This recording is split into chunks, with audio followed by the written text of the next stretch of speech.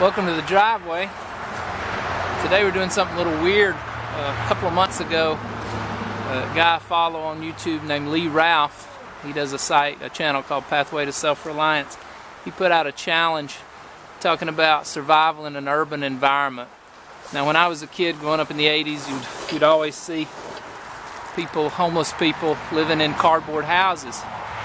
And I always wondered how sturdy those were, how long they would last in the weather. This is the middle of, well, it's actually December 9th. I wrote it up on the top right when I brought it outside, because what we're going to do is see how long this house lasts outdoors in the weather. And it would give us some idea of how long a shelter like this could be useful. This is actually my son's house I built for him when he was one, out of some I don't know, some appliance boxes. And there's no protective coating on this cardboard. There's a little bit of duct tape around the edges that I'd put there so that it would last a little longer with him going in and out. It's held up pretty well inside. He has little windows on the ends he can knock out and look outside. Hey everybody, that kind of thing. And he's enjoyed the heck out of this little house, but he's about to turn 2 and it's time to move it so that we can have some other toys. And as you can see, he would make me get in here with him.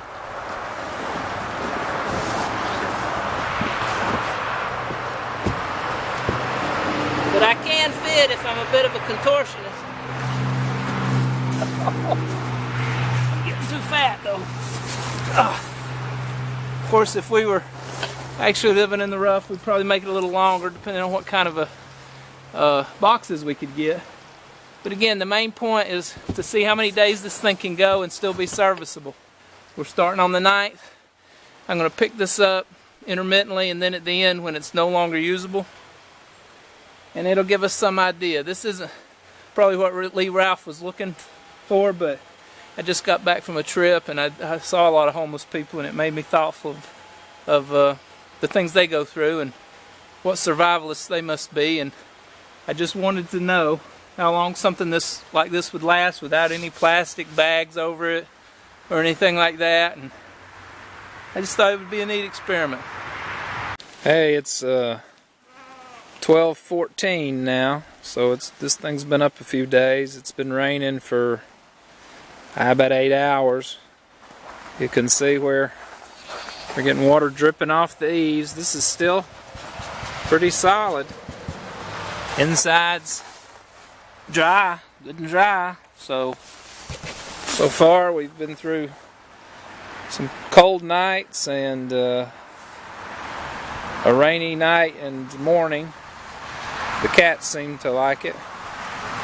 Our little shelter from homelessness, a little test house, is doing pretty good. Okay, as you can see, this thing's been out about a week now. It's rained on it a couple of times. It quit raining about 12 hours ago and it's already firmed back up. Starting to see a seam issue here, but look inside, it's dry in there. We're not getting any major structural issues going on. So this thing's still pretty good. Some seam issues where the duct tape was. So a week into the cardboard house experiment. See how much longer she'll stand up. This is the 23rd, December 23rd. As you can see, it's raining pretty good. Been raining for about 2 days. This thing has gone through probably about 5 rains. We can get inside here. Had to put a rock in there because it blew over one day. So if you're going to live in a cardboard house, make sure you leave some weight in there. We're getting a few leaks. Actually, I think that's cat pee back in the back corner. Getting a little bit of rain in the front, but otherwise it's dry as a gourd in there. Dry as a gourd. So again, this was my kid's house that we built for him inside, and he grew out of it, so we're doing a test on improvised urban shelters, seeing how long something like this can actually stand up and stay moderately waterproof. A few weeks into this cardboard house experiment. This is the day after Christmas. We started on the 9th. We have had torrential flooding here in North Georgia. It's been on the national news. We've gotten so much rain. The rivers have crested. Everybody's septic tanks are backed up. We've had a lot of rain. This is the first dry day. It's been a pretty good day. It's supposed to start raining again tonight. You can see my kids' old playhouse, this little cardboard shelter, is still holding up pretty good. The seams are starting to come loose.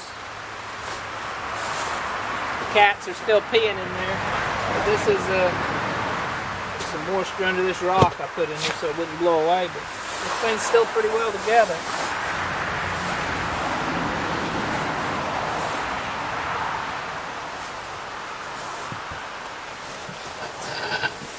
It's shedding rain. Now we did have some rain blow in here, and that's dried up pretty good, but so far this shelter's been pretty tough.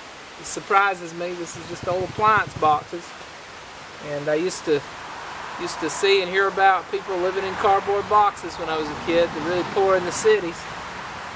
So when Lee Ralph was talking about shelters, finding shelter in an urban environment in case of a disaster, these cardboard box setups really do work for a few weeks. It's not done yet, it's still giving, but we'll see. I'm going to leave it up till it just absolutely will not shed water, and I'll tell you, you can't say that rain's taking it down, because we've had the rain. We've had the monsoon, the typhoon, Noah floated by. It's been raining. So again, this is the day after Christmas, and this is what we've got to show for it on the cardboard house. Well, it's the 29th of December, and we're looking at total devastation on the cardboard house, the cardboard survival house test. What I think happened, I left the gate open last night, and the cats like to play in this house. And I think a coyote got in our yard and was tracking the cats. So he got in it. It got in it. It could have been a dog, but I heard the coyotes yipping. And there's some scat. It's gotten wet. It was raining again last night and it's dissolved. But